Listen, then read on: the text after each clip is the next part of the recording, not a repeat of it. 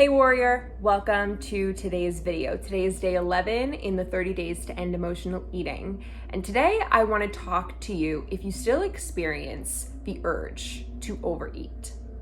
So you may know, I want to stop overeating. I want to stop emotional eating. I want to stop binge eating. For just ease of discussion, so I don't have to say like all of the different types of overeating, I am just going to call it mindless eating from now on, and it's going to cover emotional eating and just general overeating and binge eating as well. So we'll call it mindless eating for now. So you know you want to stop mindless eating, but you still have these momentary urges that feel very uncomfortable, super out of control, and you almost turn into another person, right? Like you are going along, you're living your day, you are telling yourself what you're going to stick to that day, commitment-wise, with your nutrition and what you're nourishing yourself with. And then all of a sudden you have this urge and you need to squash it. You need to quench that urge with what it's asking for, whatever that food is, whatever that craving is, and indulge it right there and then in the moment. Otherwise you feel like I'm gonna explode. Why do I still have momentary urges? So today we're going to discuss that, and over the next few days we're going to discuss how to start disrupting those urges. In this program, as well as in the Warrior Evolution, which is my 6-month-long group coaching program where you get access to me personally, one-on-one, and through a group, and there are videos that take you through every single week, multiple videos that take you through every single week over the course of 6 months. We attack and work on getting you to food freedom. And we do it through 2 different ways. We do it through working on the urges and how to alleviate the urges in the moment so that you're not ingraining that habit over and over again. And we're also working on dissipating the urge to mindlessly eat from the root. So we're working on it to deal with it as it happens, and we're working on getting to the root of it. So we're working on it from 2 different aspects, psychologically and physiologically, and that is the best way to work this out of your life so that you can finally live free from this overeating habit, this binge eating habit, this emotional eating habit, and finally not be controlled by food every day.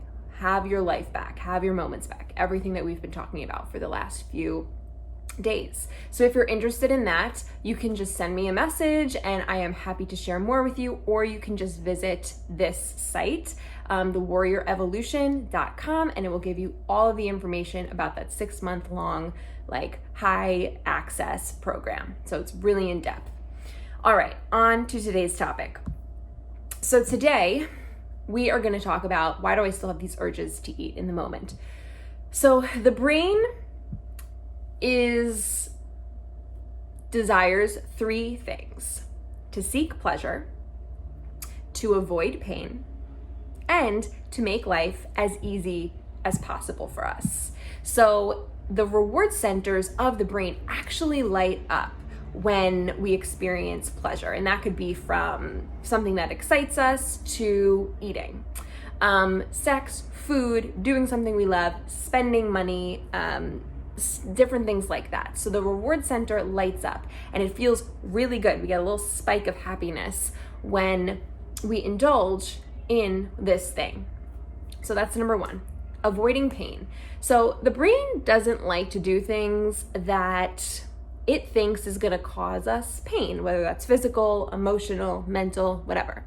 So that's why these things that we need to do, name something: cleaning, doing a project, doing something challenging, taking yourself out of your comfort little space on the couch or your comfort little, not moving. You're easy, things are light. And you then are like, okay, well, I committed to getting up and washing the dishes. Why is it so hard to get up off the couch and wash the dishes? Or why can it be so hard to get up off the couch and start moving your body when you know it's good for you and you're gonna feel better afterwards? But still, the brain has that association where it wants to avoid pain. So it's gonna say no to a pleasure that is emotionally painful even. It's challenging until it becomes a habit. Key. And then the third thing, the brain wants to make our life easy. So it's wired to keep us safe. It's wired to help us to survive. Most of the things that the brain has us do are coming from that standpoint. Evolutionarily, it's just been programmed for hundreds of thousands of years to have us survive and keep us safe. But that can also keep us stuck doing the things that we don't really want to be doing. It might be the easier route, but it's not necessarily the route that is going to best serve us and our goals. Because when we are going for goals and dreams, we have to challenge ourselves. It's not going to be easy. It's going to be a little bit painful. It's certainly going to be challenging, and it's going to challenge a lot of who we are. And that is painful. And it's also not always pleasurable. So just knowing that we are going against everything that the brain is trying to keep us at its status quo and feel safe and secure and be pleasured and feel, things are easy, we're kind of going against a lot of that. So we're going against the grain in this recovery. So expect to be challenged. Expect to have those strings tweaked. Expect to have your triggers triggered, okay? So on that note, there are two brains that we're actually talking about here when we talk about transformation, when we talk about ourselves. So we have our primal brain, which we can also call like the lizard brain. And this has to do with our instincts. This is where our urges to mindlessly overeat come from. And what we'll call the higher brain on the other side is where our personality lives, is where our rational self lives. That's where our goals live and our dreams and the most human part of you, our personality, the desires that we have, the stuff that we want to be able to go after and challenge ourselves to do. That all lives in the higher brain. So we have the primal brain, or we have the higher brain. I also like to call the higher brain the parental controls, because inside of that higher brain also lives the parts of us that regulate like what's a good idea and what's not a good idea, and what we really want and what we impulsively want. So let's go back to the lower brain and discuss that. So in our primal lower brain, like I said, this is where the urges are ignited. There's different parts of our brain, one part called the amygdala and some others, which are activated when our body's in fight or flight.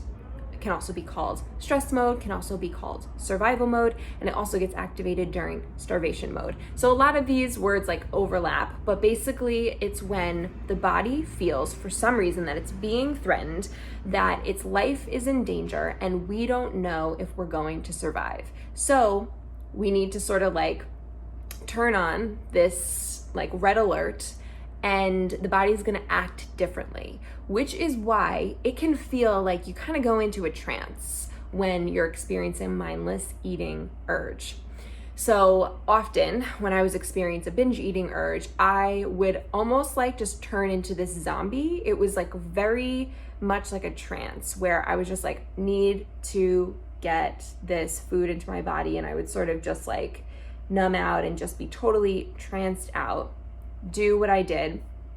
And then it was like I woke up from it. And then all of a sudden, like my personality and myself was like, what did you do? Why did you do this again? You know we don't want to do this. You know that this is hurting us.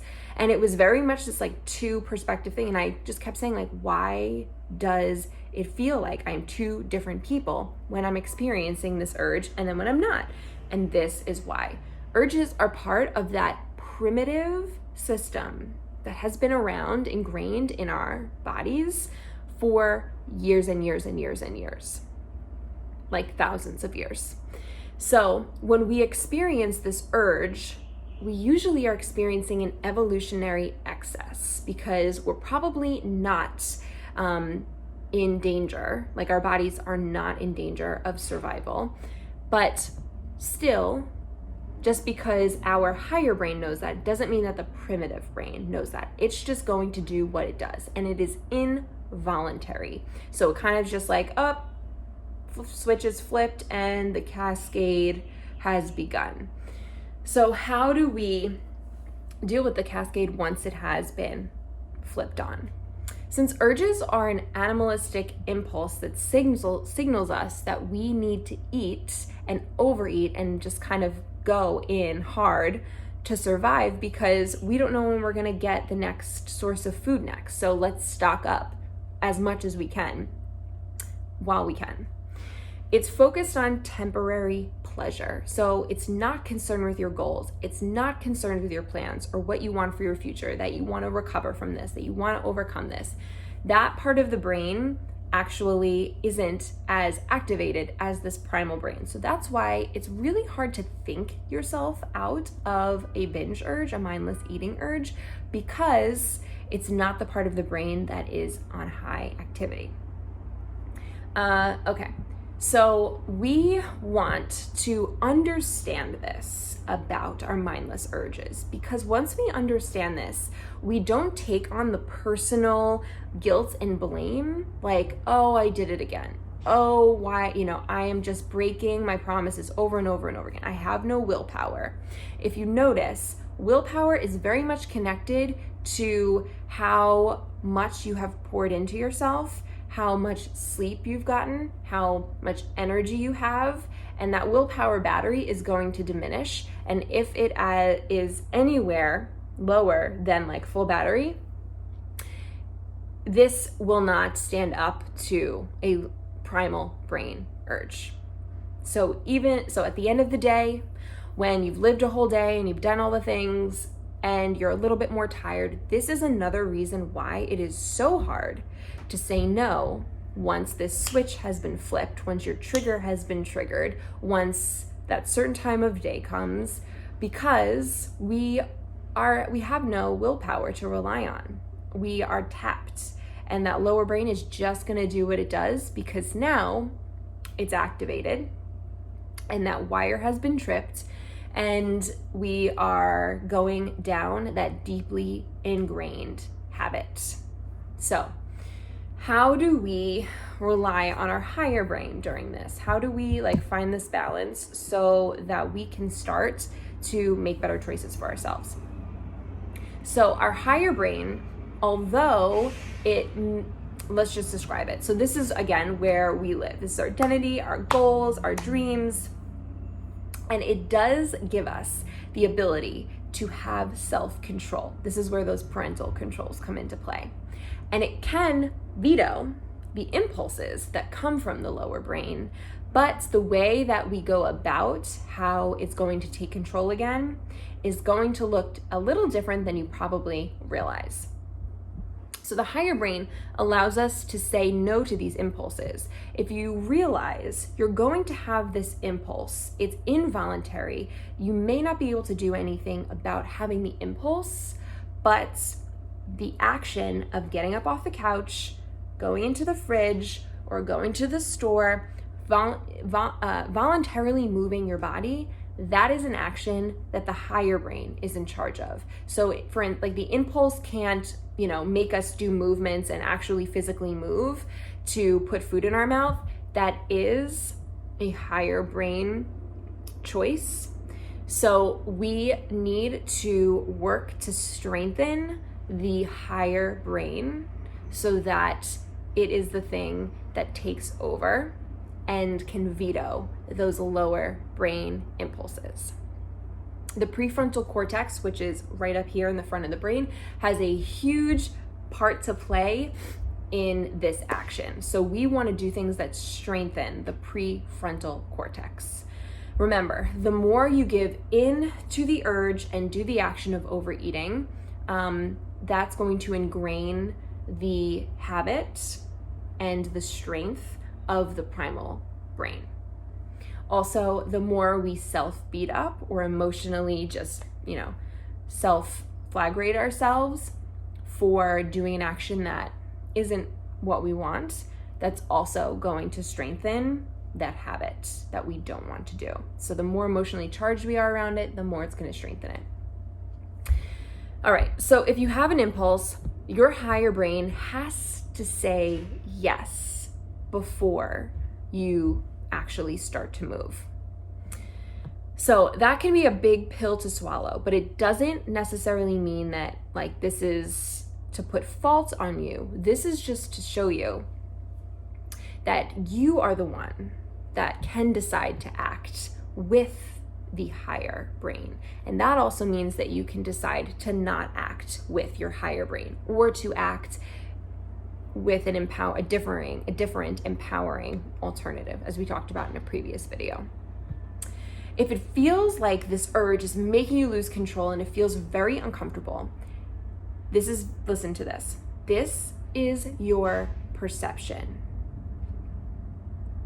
It may feel like there's no capacity to choose between the urge and the action, but there is. So right here in that middle space, that gap is what we want to lengthen and strengthen. And in here is where we can strengthen our higher brain and our prefrontal cortex, and choosing the choice that is most aligned with who we are becoming and what we ultimately want, which is to overcome mindless eating and emotional eating. So we need to put our higher brain back into the driver's seat so we can start making choices for the best you. Now this starts outside of binge urges. We're going to have the opportunity to practice it in the binge urge, but to strengthen this, you have opportunities to practice it all day, every day, when you're not experiencing a binge urge. So that is setting little promises for yourself to do throughout the day. That's a big one. So like, for instance, getting up on the first alarm, telling yourself you're going to get up on the first alarm and not hit snooze over and over and over again is a practice that's going to strengthen your prefrontal cortex. The action of moving your body because you said you were going to, regardless of how tired you are or how much you don't feel like it, is also another way. So setting up these little easy, I want these to be doable for you, sort of trainings to help strengthen the prefrontal cortex will help with those urges in the moment where you are experiencing the urge and you no longer just act because you have the urge. You stop, you think, what do I really want? And then you do an empowering alternative, which we talked about in a previous video. So strengthen, just like a muscle, the prefrontal cortex, making the best choices for you, pausing, strengthening that gap, elongating that gap between action, urge and action, and then repeat it over and over. Practice it in the times throughout the day where you're not experiencing an urge, and do it with a different impulse. Do it with the impulse to look at your phone. If you get a text message, you don't have to look at your phone just because you feel like you have to in that moment. You will feel this like impulse to, I need to look at my phone. I need to see who it was. I need to check this. But actively practice taking a few breaths and not doing it because you had the impulse to look, but only doing it because you're choosing to do it. You're choosing when you are going to do it. You're choosing how you're going to do it. So you can do this with social media as well. You don't have to look at social media and open the app just because you feel like doing it. You can tell yourself, all right, I only allow myself to look at social media, this is just a random example, every hour on the hour. So even though I really want to check it right now, I have this impulse, I need to look at my phone, I need to check my Instagram, I need to check my Facebook, I'm going to wait the 10 minutes until it's 3 p.m. because I said that I was going to. Different things like that you can use to strengthen it outside of the urges. So that is how I'm going to end today's video. Don't forget to download the worksheet that is below. It's not even a download, it's just a click and then you'll get it. If you haven't checked out the guide to end nighttime overeating, make sure you download that and I will send it straight to your inbox. All right, warrior, have a great day. Good luck with this. We will spend a little bit more time over the next few days diving into this. So if you have any questions, send them over to me and I will answer them throughout the next few days. Bye-bye. Have a great day, warrior.